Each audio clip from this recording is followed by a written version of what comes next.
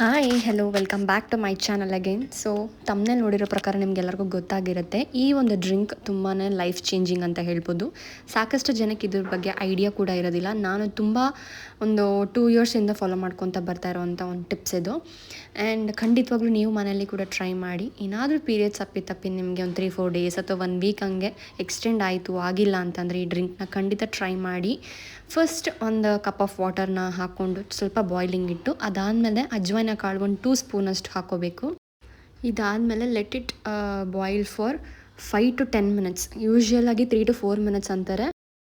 ಅದಿನ್ನೂ ಹಾಕಿರ್ತೀವಿ ಅಷ್ಟೊತ್ತಿಗೆ 3 ಮಿನಿಟ್ಸ್ ಕವರ್ ಆಗಿರುತ್ತೆ. So let it boil for 10 to 15 minutes. ನನ್ನ ಪ್ರಕಾರ ನೀಟಾಗಿ ಅದನ್ನು ಸೋಸ್ಕೊಂಡ್ರೆ ಬಿಸಿ ಬಿಸಿಯಾದ ಡ್ರಿಂಕ್ ರೆಡಿ.